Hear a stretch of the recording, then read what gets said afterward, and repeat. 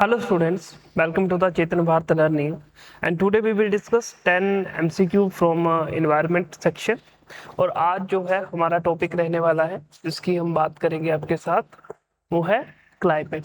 तो कल भी हमने क्लाइमेट से, जो क्लाइमेट चेंज है वहां से कुछ क्वेश्चंस को किया था। आज हम उसी का ही सेकंड पार्ट लेके आए हैं। तो जो हमने कल किया था वो था 1992, जो क्लाइमेट चेंज के लिए जो एक अर्थ समिट हुई थी, वहां तक हमने पढ़ा था। अब उसके बाद का जो पूरा सेक्शन आएगा, जहां पर हमारे कुछ, अगर मैं बात बोलूंगा तो कुछ ऑर्गेनाइजेशंस होंगी, चाहे वो इंटरनेशनली होंगी चाहे वो डोमेस्टिक होंगी, नेशनल होंगी। और हमारे जो है कुछ सीओपी होंगे, कन्वेंशन होंगे, उनकी बात करने वाले हैं। चलो देखते हैं, आइए देखते हैं हमारा फर्स्ट क्वेश्चन। देखो, ये consider the following statement, same क्या करना है, क्वेश्चन को पढ़ना है, आंसर को लॉक करना है, हमारे साथ एक्सप्लेनेशन को सुनना है। पहली बात खत्म होगी। अब बच्चे, ये जो क्वेश्चन है ना, इसमें हमने बता रखा है कि आपको करना क्या है। तो आपको जो है, आपने अर्थ समिट पढ़ा, उसके बाद UNFCCC बन चुका है जो कि 1994 में बन चुका है। अब वहां से जो है कॉन्फ्रेंस ऑफ पार्टीज COP शुरू होता है। अगर आपने सुन रखा होगा, कोई कोप 1 होगी, 5 होगी, 6 होगी, 9 होगी, ऐसा कुछ कोप्स आपने अगर सुन रखे हैं तो वहां से सवाल है। देखो, फर्स्ट कोप जो होती है वो बर्लिन में होती है, जर्मनी में। कब हो रही है? 1995 में। ओके। सेकंड है, the Kyoto protocol was adopt at COP 3 in Kyoto. कहां पर है? जापान में है, 1997 में है। The Paris agreement was adopted at COP 21 in Paris, France, in 2015। Okay. तो अपने को करेक्ट बताना है। आपके सामने ऑप्शंस है ABCD। देखिए, अब आपने जो है इन कोप्स को थोड़ा सा ढंग से पढ़ लेना है। कैसे? एक बार उसको रिवाइज कर लेना है। कोप फर्स्ट कहाँ हुई थी? बर्लिन में हुई थी, जर्मनी में। बात बिल्कुल सही है, पहली कोप थी 1995 में। देखो, अब इनको लगा कि अब हम क्या करें, अब हम जो है क्लाइमेट को लेके कुछ ऐसा एक प्लान बनाते हैं। तो क्योटो प्रोटोकॉल जो 1997 में हुआ था, वहां से इन्होंने बोला था कि हम कुछ गाइडलाइंस को, कुछ एक पूरा एक प्लान ऑफ एक्शन रेडी करते हैं, जो कि 2001 में मरक्का में, देखा, मोरक्को में जो है अपने को मराकेश नामक जगह जो है, वहां पर हमें वो देखने को मिलता है। 1997 में जो क्योटो प्रोटोकॉल में जो भी स्ट्रक्चर एक बनाया गया था क्लाइमेट चेंज को रिडक्शन उसकी करने के लिए, उसको वहां पर जो है रखा जाता है। 2002 में जो COP हुई थी वो भारत में हुई थी, न्यू दिल्ली में। थोड़ा सा ये भी एक इम्पोर्टेंट पॉइंट था। ओके। उसके बाद हमने बोला कि आपने एक सुना होगा पेरिस क्लाइमेट डील, यानी पेरिस क्लाइमेट एग्रीमेंट। सबसे पहले वो कोप कौन सा था? तो बच्चे, वो कॉन्फ्रेंस ऑफ द पार्टीज जो है, सबसे पहली बात ये 21 का था, 2015 में हुआ था। यहीं पर ही एक स्ट्रक्चर तैयार हुआ था, ISA, जो कि है इंटरनेशनल सोलर अलायंस। अब आपको मुझे ये बताना है कि इसका हेडक्वार्टर कहाँ है। ये आपके लिए मैंने सवाल रखा है, कमेंट बॉक्स में जल्दी से इसका आंसर दे दीजिएगा। डन। ओके। और किस किस के बीच में है? इंडिया और फ्रांस ने इस इनिशिएटिव को शुरू किया था। चलो, ये नॉर्मल सी बात है। देखो, 1994 में UNFCCC बन जाता है, आपको पता है। और इसकी जो पहली जो कॉन्फ्रेंस होती है वो 1995 में जर्मनी, बर्लिन में होती है। अगर मैं तुमको अभी एक सवाल पूछ लेता हूँ कि बताइए बच्चे, अभी जो रिसेंटली कोप कौन सी होने वाली है? कोप 29 होने वाली है। ठीक है, 29 होने वाली है, कोप 30 होने वाली है। 29 तो हमारी शायद लास्ट अभी 2024 में हुई है। 25 में जो होने वाली है, 2024 में ये हुई है, 25 में जो है कोप 30 होने वाली है। तो ये थोड़ा सा अपने को पता होना चाहिए। पिछली कहाँ हुई थी, नेक्स्ट कहाँ होगी, ये थोड़ा सा पता होना चाहिए। डन। ओके। तो ये हमारा ऑप्शन C है, यानी तीनों ही करेक्ट है। हम आपसे बात कर चुके हैं। नेक्स्ट पढ़ते हैं, consider the following statement about the different COP session. मतलब कि जो भी कॉन्फ्रेंस ऑफ पार्टी के जो सेशन हुए हैं उसमें क्या क्या बोला गया है। अब ये सवाल है। कोप 21 जो कि पेरिस में हुआ है 2015 में, adoption of the Paris agreement aiming to limit global warming below 2 degree Celsius with efforts toward 1.5 degree Celsius, countries submitted NDC every 5 years। उसके बाद COP 26 में हुई थी, focus on the net zero pledges, finalise rules of the Paris agreement, Paris rule book, and addressing coal phase down, deforestation and the climate finance. अगर मैं COP 29 की बात करूंगा, focus on loss and the damages financing scaling up the adaptation finance and reviewing progress towards the global temperature goals. Okay, तो अपने को इसमें correct बताना है। देखो तुमको इसमें क्या देखना है कि सबसे पहले क्या कोप ये इसी यहीं पर हो रही है, क्या इसी ईयर में हो रही है। ओके, दूसरा पॉइंट यहाँ क्या देखना है कि इसमें क्या यही बोला गया है जो यहाँ पर लिखा गया है। तो बात बिल्कुल सही है, जो पेरिस एग्रीमेंट 2015 में हुआ था, कोप जो है 21 में हुई थी, उसमें बोला गया था कि हमें रिड्यूस करना है ग्लोबल टेम्परेचर को, जो कि 2 डिग्री सेल्सियस तक पहुंचाना है। और पहले उनका एम था कि 1.5 डिग्री सेल्सियस तक उसको रिड्यूस करना है, बट वो थोड़ा सा डिफिकल्ट होगा, तो इन्होंने उसके लिए आपको कहा है। कोप 26 जो ग्लासगो में हुई थी बच्चे, वहां पर जो है कोप 21 कहाँ हुई है, ग्लासगो। ग्लासगो कहाँ है, स्कॉटलैंड में है। स्कॉटलैंड कहाँ है, यूके में। डन। अब यहाँ पर 2021 में हो रही है और कोप कौन सी है, 26 है। डन इतनी बात। अब यहाँ पर एक वर्ड आया था नेट जीरो का।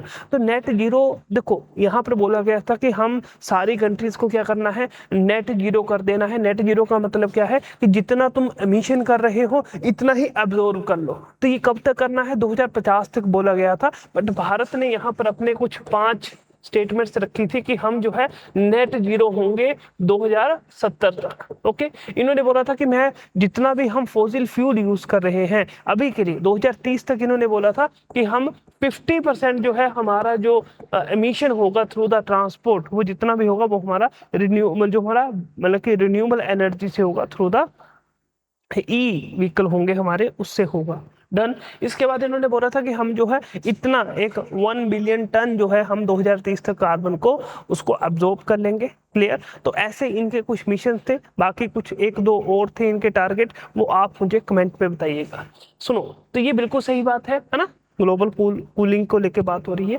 2000 कोप 29 कहाँ हुई है, 224 यूएई में। तो ये तुमको देखना है कि यूएई में हुई है, नहीं यूएई में नहीं हुई है, ये अजरबैजान में हुई है। अजरबैजान कहाँ है, बाकू में।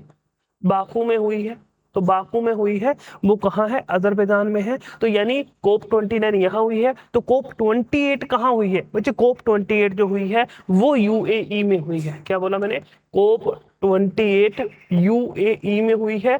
कब हुई है, 2023 में हुई है। ये मैं हट जाता हूँ पीछे, है ना। अभी कोप 30 होने वाली है। क्या बोला मैंने, अभी कोप 30 होने वाली है, यहाँ लिख देता हूँ नीचे। तो जो कोप 30 होने वाली है वो कहाँ पर होने वाली है, ब्राजील में होने वाली है।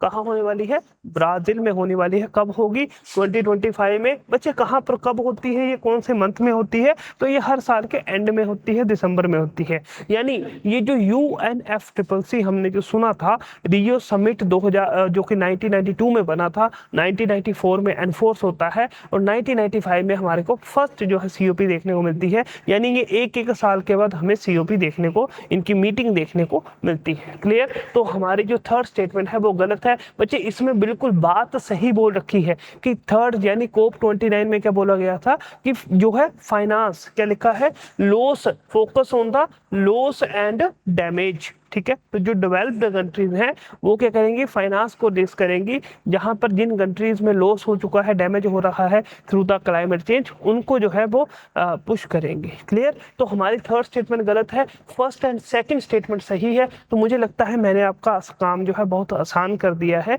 रिवीजन में। जो मैं क्वेश्चन पूछता हूँ उसका जरूर कमेंट में आंसर दिया करो, इससे क्या होगा, आपकी नॉलेज जो है एनहांस होने वाली है। डन। तो हमारा ऑप्शन नंबर डी है बच्चे। डी गलत है ना, डी गलत है।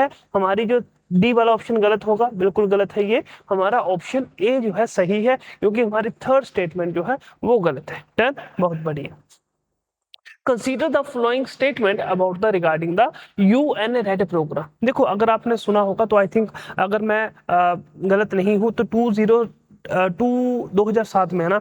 तो 2007 या 8 में इंडोनेशिया में एक कोप होता है जो कि बाली में होती है। तो वहां पर जो है एक टर्म इंट्रोड्यूस होती है, रेड। रेड का मतलब क्या होता है ये अब तुम लोग बताना, आपके सामने मैंने बता दिया है कंटेक्स्ट कैसे आया है। Okay, UN red stands for the United Nation reducing emission from the deforestation and the forest degradation. Okay, the initiative supports developing countries in forest conservation, sustainable management, and the enhancement of the carbon stock. तो UN REDD provides legally binding carbon credit, तो carbon credit आपको पता है, to participating countries for reducing emission. तो अपने को इसमें से करेक्ट स्टेटमेंट बतानी है। आइए बात करते हैं बच्चे। UN रेड जो है, जैसा कि मैंने बोला कि इंडोनेशिया में एक हमारा कोप था, अब वो 2007 में हुआ है शायद।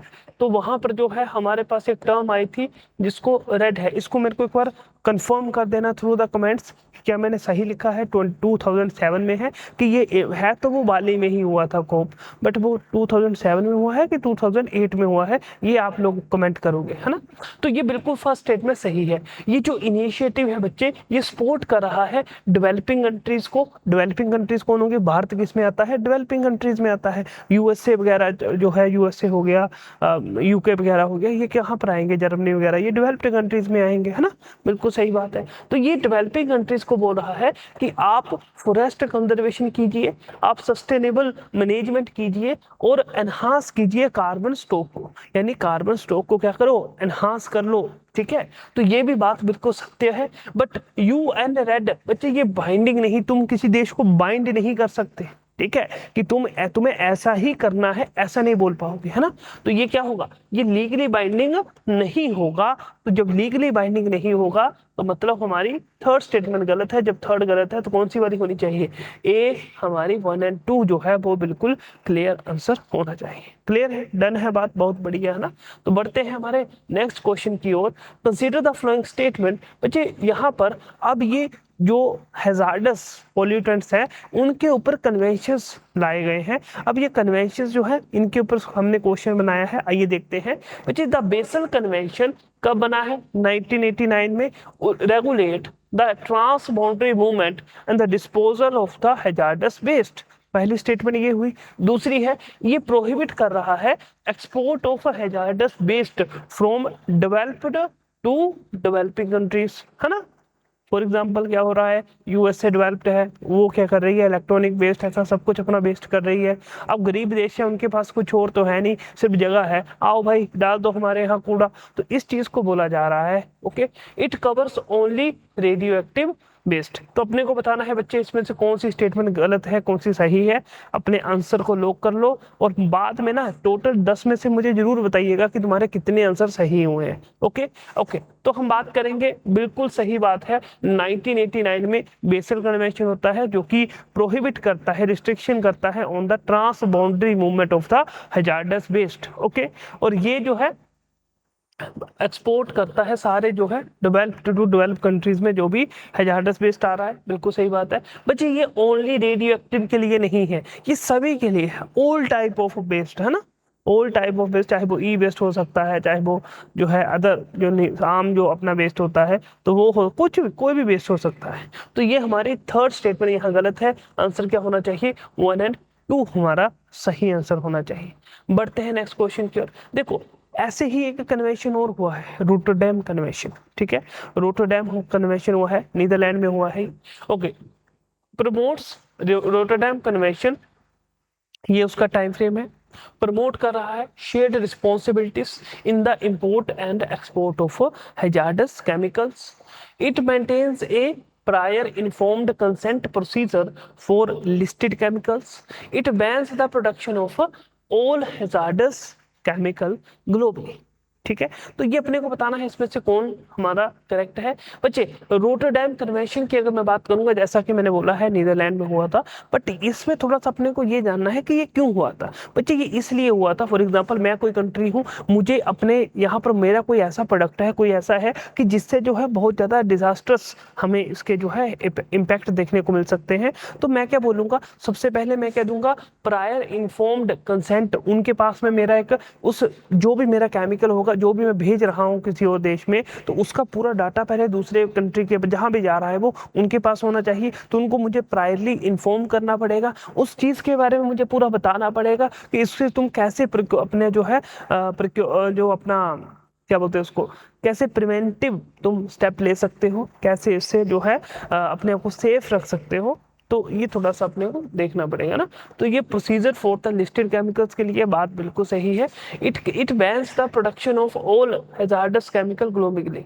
देखो रोटरडैम जो है ये बैन की बात नहीं करता है ना। सबसे पहली बात, इसका काम नहीं है बैन करना हैजार्डस जो अगर केमिकल्स ग्लोबली की मैं बात कर रहा हूँ, तो हमारी जो थर्ड स्टेटमेंट होगी वो बिल्कुल सही नहीं होगी। तो वो मैं ऑलरेडी आपसे बात कर चुका हूँ। तो पहली और दूसरी सही है। बच्चे ये इम्प्लीमेंट होती है 2001 में होती है ना, 2001 में ये इम्प्लीमेंट हो जाएगी। तो अपने को थोड़ा सा पता होना चाहिए। तो हम अगर मैं बात करूंगा तो ये हमारा 1 and 2 इम्प्लीमेंट मतलब कि फोर्स में आना है ना, तो ऐसे याद रखेंगे इसको। तो ये बहुत ही इंपॉर्टेंट है, आपसे एग्जाम में पूछा जाता है।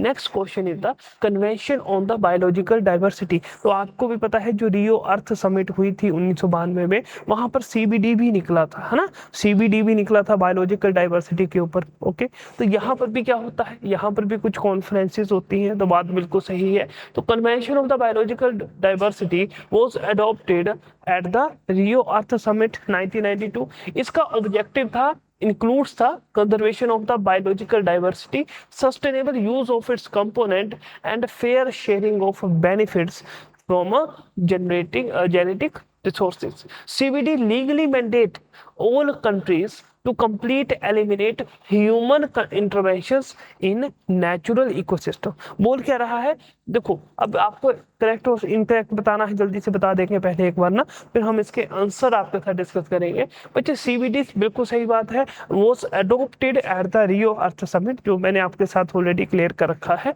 हाँ, इसका जो ऑब्जेक्टिव है include the conservation of the biological diversity. तो बायोलॉजिकल डाइवर्सिटी से ही रिलेटेड है ये कन्वेंशन, तो बात तो बिल्कुल सेम करेगा। Sustainable use of its component, तो बायोलॉजिकल डाइवर्सिटी को कंजर्व करने वाला है, सस्टेनेबल यूज कर रहा है उसके कंपोनेंट्स का, है ना। And fair sharing of the benefit, तो जो जेनेटिक आप कोई भी रिसोर्सेज का जब यूज कर रहे हो तो वहां से क्या करेगा, उसका जो है इक्विटेबल शेयर जो है, उस इक्विटेबल बेनिफिट जो है वो शेयर होना चाहिए। Clear. The CBD legally mandate बोल रहा है, सीबीडी जो है वो उसका लीगली मैंडेट कर रहा है सभी कंट्रीज को कि क्या तुम ऐसा करो, कंप्लीटली एलिमिनेट कर दो human intervention in the natural ecosystem. तो ये कौन कौन ऐसी बातें करता है ना। अभी तो तुमने ऊपर बोला कि फेयर होना चाहिए, है ना, इक्विटेबल होना चाहिए, इक्विटेबल होना चाहिए, फेयर होना चाहिए, क्या शेयर ऑफ कौन से, the benefits, share of benefits from natural resources. तो बात अभी तो आपने ये वाली की है, जब ये वाली बात की है तो फिर तुम पीछे क्यों हट रहे हो। तो हमारी थर्ड स्टेटमेंट हो जाती है गलत। जब थर्ड स्टेटमेंट गलत हो जाती है तो बचा क्या, 1 and 2 बची। तो ये आपका करेक्ट आंसर होगा। डन। बढ़ते हैं अपने नेक्स्ट सवाल की ओर। देखो, India is a party to the convention of biological diversity कब बनी है, तो ये रेटिफाइड, देखो साइन तो हमने 1992 में कर दिए थे, बट इसको रेटिफिकेशन एक प्रोसेस होता है जहां पर आप कोई भी कन्वेंशन में साइन करके आओगे तो वो जो हमारी पार्लियामेंट है वहां पर हमें उसको अप्रूवल करना पड़ेगा, तब उसको रेटिफिकेशन माना जाता है। क्या ये भारत के साथ में होता है, नहीं, ये हर जगह सेम होता है। क्लियर। ओके, तो India enacted the biological diversity act, कहाँ से इनेक्ट किया गया है, वो यहाँ से इनेक्ट किया गया है। समझे इस बात को। तो ऐसे ही हमने एनबीए नेशनल बायोडाइवर्सिटी एक्ट बनाया है और स्टेट बायोडाइवर्सिटी एक्ट बनाया है। कब बनाया है, 2002 बनाया है। क्लियर है बात। The act allows unrestricted access to India biological resources for commercial use by the जो फॉरेन कंपनीज। अब आप खुद सोचिए कैसा हो सकता है, क्या किसी को अनरिस्ट्रिक्टेड एक्सेस मिल सकता है कि नहीं। क्या यहाँ पर ये ब्रिटिश कंपनीज हैं, क्या हम लोग वो जो है कौन था वो फारूक सियार जो है वो है जो एक गोल्डन फरमान इशू कर देगा, नहीं करेगा ना। ऐसे तुम नहीं करेगा तो फिर नहीं होगा, है ना। जब नहीं बोला गया था तो फिर कैसे मिलेगी, है ना। क्लियर। ओके, तो ये हमारा जो करेक्ट आंसर है, इसमें थर्ड स्टेटमेंट करेक्ट गलत है। जब गलत है तो 1 and 2 ओनली हमारा सही आंसर होना चाहिए। आइए बढ़ते हैं हमारे नेक्स्ट क्वेश्चन की ओर। देखो साइट से सवाल आया है, these are the some global जो है कुछ ऑर्गेनाइजेशन है जो बनाई गई है ताकि क्या हो सकेगा, ताकि नहीं बताऊंगा, पहले क्वेश्चन को पढ़ो। Sites is an international agreement aimed at ensuring the international trade in wild animals and the plant does not threaten their survival. It classifies species into three appendices based on the level of the protection required. CITES prohibit all trade in the endangered species without exception. India is a party to CITES and implements it through the wild life protection act 1972। तो अपने को इसमें correct statement बतानी है, ये आपके सामने इसके ऑप्शंस हैं। डन। आइए थोड़ा सा देखते हैं बच्चे, साइट जो है सबसे पहली बात कब बनाई गई थी? 1975 में बनाई गई थी। ओके, ये इसीलिए बनाई गई थी ताकि जो हमारा जो इलीगल ट्रेड हो रहा है किसका? एंडेंजर्ड स्पीसीज का, उस चीज के ऊपर जो है कन्वेंशन बनाया जा सके। सबसे पहली बात तो फिर बिल्कुल सही है। तो ये स्पीसीज कौन सी होगी? एनिमल्स भी हो सकते हैं, प्लांट भी हो सकते हैं, बात बिल्कुल सही है। बच्चे ये मैं क्यों आपको हर चीज को नोट करवाता हूँ? क्योंकि एग्जामिनर तुमको कंफ्यूज करेगा। अभी तो तुम मस्त एकदम बैठे हो बेड के ऊपर या सोफे के ऊपर या कहीं भी पढ़ रहे हो लाइब्रेरी में, तुमको लग रहा है अभी तुमको ये कंफ्यूजिंग नहीं लगेगा। जब एग्जाम में बैठोगे ना और वो प्रेशर आएगा, तुम्हें लगेगा यार ये क्या क्या ये एनिमल के लिए था कि प्लांट के लिए था। तो ये बहुत चीजें वहां पर बैठ के कंफ्यूज हो जाएंगी और फिर तुम बाहर जाके क्या बोलोगे? यार सिंपल से क्वेश्चन में ना कंफ्यूजन आ गया, हमारी रिवीजन नहीं थी। ऑफ कोर्स सही बात है, तुम्हारी रिवीजन नहीं थी, कि जो गलतियां तुम बाहर कर रहे हो वो पहले कर लो, है ना, ताकि वहां जाके तुम्हें कोई दिक्कत ना हो। Okay, it classifies species into three appendices based on the level of the protection required। बात ये भी बिल्कुल सही है। बच्चे साइट्स बोल रहा है prohibit all trade in endangered species, सभी ट्रेड को मना कर रहा है। यार ये तो गलत बात है, ऐसा तो नहीं होना चाहिए। कुछ ट्रेड अच्छे भी होते हैं, है ना, कुछ ट्रेड किसी के अच्छाई के लिए भी हो सकते हैं। तो मतलब कि ये तो फिर बात हमें अच्छी नहीं लगी, क्योंकि एक्सेप्शन वो तो होता ही है। एक्सेप्शन ये तो है नहीं 100% कोई चीज परफेक्ट होगी। Clear? India is a party to CITES, implement it through the wildlife protection act 1972। तो बात बिल्कुल सही है, हमारी फोर्थ स्टेटमेंट सही है, यानी हमारा आंसर क्या होना चाहिए? 1, 2 एंड 4, है ना, ये हमारा करेक्ट आंसर होना चाहिए। बढ़ते हैं नेक्स्ट सवाल की ओर। Which of the following statement about the Greenpeace? बच्चे ग्रीन पीस एक एनजीओ है ना, ग्रीन पीस एक एनजीओ है जो कि ग्लोबल एक एनजीओ है। तो आपको क्या करना है, आपको क्या पढ़ना पड़ेगा?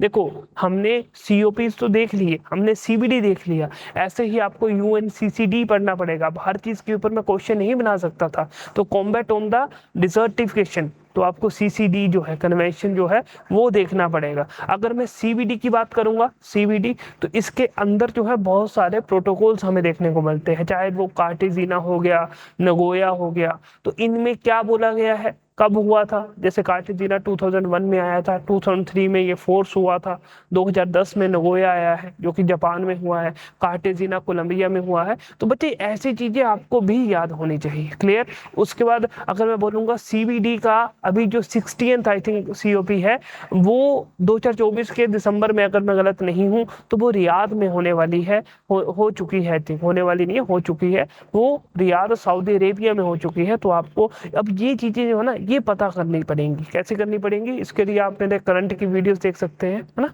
ठीक है, ओके। सुनिए, तो ये ग्रीन पीस की हमने आपके साथ बात की है। तो ग्रीन पीस एक इंटरनेशनल एनजीओ है जो कि फोकस कर रहा है इन्वायरमेंटल एक्टिविज्म और अवेयरनेस के ऊपर। It campaigns include climate change, deforestation, overfishing and the anti nuclear advocacy. Greenpeace has the authority to impose penalties on companies which violating कौन सा? Environmental norms. तो देखो अब यहाँ पर हमारे जो स्टेटमेंट है, पहली स्टेटमेंट बिल्कुल सही है, एक इंटरनेशनल एनजीओ है जो कि फोकस कर रहा है एक्टिविज्म के ऊपर। सही बात है। इसमें कैंपेन्स में इंक्लूड होता है क्लाइमेट चेंज, डिफोरेस्टेशन, ओवरफिशिंग और एंटी न्यूक्लियर एडवोकेसी। बट बच्चे आपको नहीं लगता क्या एक एनजीओ के पास कहाँ से अथॉरिटी होगी कि वो इम्पोज कर सकता है किस चीज को? पेनल्टीज को। तो ये थोड़ा सा एक सोचने वाली बात है, लग रहा है हल्का सा कि हमें थोड़ा सा सोचना पड़ेगा। जब सोचना पड़ेगा तो आपका आंसर क्या होना चाहिए? 1 एंड टू होना चाहिए। क्लियर। अब हमारा जो लास्ट क्वेश्चन है, which of the following statement about the World wide Fund, World wide Fund are correct, कौन सी है उसमें। देखो वर्ल्ड वाइड फंड एक एनजीओ है जो कि 1961 में बना है, बहुत अच्छी बात है। It focus on the biodiversity conservation and endangered species protection and the climate change advocacy. अच्छा, वर्ल्ड वाइड फंड एक यूनाइटेड नेशन की एजेंसी है with legal authority to enforce environmental treaties. तो अब आपको थोड़ा सा सोचना चाहिए कि यूनाइटेड नेशन की एक ही एजेंसी है जिसका नाम है United Nation environmental programme. Clear. तो ये जो वर्ल्ड वाइड फंड है इनको ऑब्जर्वर स्टेटस का नाम दिया गया है। और अगर आप थोड़ा सा पढ़ते, अगर आप इसको देखो यहाँ पर एनजीओ लिखा हुआ है तो वो फिर किसी के अंडर तो नहीं आ सकता, जब नहीं आ सकता है तो ये नहीं आएगा, यानी वन। अच्छा, ये आंसर हो गया था गलती से क्लिक, कोई बात नहीं। तो हमारा जो राइट आंसर होने वाला है वो 1 और 2 होने वाला है। तो ये आपको थोड़ा सा पता होना चाहिए। डन। अभी आपको क्या करना है, देखो हमने जितना करना था उतना हमने काफी किया, आपको आपका जो है एमसीक्यू करवाए, चैप्टर पूरा रिवाइज करवाया एमसीक्यू के थ्रू। अब थोड़ा सा पार्ट आपको इसमें एडिशन करना पड़ेगा। क्या करना पड़ेगा, इसमें जो हमारे एक्ट है जैसे WPA एक्ट है, जैसे इन्वायरमेंटल प्रोटेक्शन एक्ट है, कोस्टल रेगुलेटरी जोन है, ठीक है, इनके अंदर क्या करना है। देखो अगर मैं बोलूंगा NPA 9686 के अंदर कौन कौन से एक्ट हैं जो यहाँ से निकले हैं, कौन कौन से ऐसे, अगर मैं जैसे नॉइस रेगुलेशन एक्ट है, एक्ट तो नहीं है बल्कि रूल्स हैं वो 2000 के। तो ऐसे ही हमारे ई वेस्ट के ऊपर कुछ रूल्स बनाए गए हैं 2016 में, तो वो सारे इन्वायरमेंटल प्रोटेक्शन एक्ट के अंदर आ रहे हैं। ऐसे ही वाइल्ड लाइफ प्रोटेक्शन एक्ट 1972 है, तो अगर मैं बोलूँगा इसमें हमारी कुछ ऑर्गेनाइजेशन है नेशनल, जैसे national board for wild life है, वो NTCA है, ये सारा किसके अंडर आ रहा है, वाइल्ड लाइफ प्रोटेक्शन एक्ट के अंदर आ रहा है। तो ऐसी चीजें आपको पता होना चाहिए। अगर मैं फॉरेस्ट राइट्स एक्ट की बात करूंगा 1980 वाला, तो वो इसके अंडर नहीं आता है, NGT इसके अंडर नहीं आता है वाइल्ड लाइफ प्रोटेक्शन एक्ट के। तो ऐसी चीजें आपको पता होनी चाहिए, ऐसी चीजों पे क्वेश्चन बन सकते हैं और अपने को वो करने पड़ेंगे, है ना। तो आपके जो भी आपने जहाँ से पढ़ रखा है, जो भी पढ़ रखा है, एक बार उसको रिवाइज कर लेना। अगर नहीं पढ़ रखा तो बुक होगी, बुक में आपको जो, अगर मैं बोलूँगा तो इंटरनेशनल जो है हमारी कुछ NGOs हैं, इंटरनेशनल हमारे कुछ ऑर्गेनाइजेशन है, ऐसे ही भारत के जो एक्ट हैं, अगर मैं बोलूँगा वाइल्ड लाइफ प्रोटेक्शन एक्ट, तो उसको एक बार पूरा गो थ्रू, एक बार डिटेलिंग कर लीजिएगा। डन। तो आज के लिए फिर मैं यही रखता हूँ। और हमने जो है इन्वायरमेंट को कोशिश की है कि अपने इस सीक्वेंस के साथ, एक सीरीज के साथ कवर कर सके, और उसमें हमने काफ़ी वैरायटी ऑफ क्वेश्चंस आपके साथ में डिस्कस किए हैं। तो मेरी आपसे यही एक एक्सपेक्टेशन रहेगी कि आप जो है इसको पढ़ लीजिएगा, एक बार रिवाइज कर लीजिएगा इसके थ्रू, है ना। जो मैंने कुछ पॉइंट बताए हैं इसको ऐड ऑन कर लीजिएगा इनके साथ। तो इससे क्या होगा कि आपका जो है सब्जेक्ट और अच्छे से प्रिपेयर हो जाएगा। जहाँ से ज़्यादा क्वेश्चन बनते हैं उनको अच्छे से कीजिएगा। ओके। तो आज के लिए क्या, अब इस एनवायरनमेंट के सेक्शन के लिए ये हमारी एक लास्ट वीडियो थी। आपको अगर कुछ जो भी कुछ कहना होगा तो कमेंट सेक्शन में आप कह सकते हैं। बाकी अगर अच्छा लगा हो तो वीडियो को लाइक कर दीजिएगा, है ना। और यही कहना चाहूँगा कि पढ़ते रहिए, खुश रहिए, मुस्कुराते रहिए, है ना। तो आज की वीडियो को भी यही रखते हैं। थैंक यू, धन्यवाद।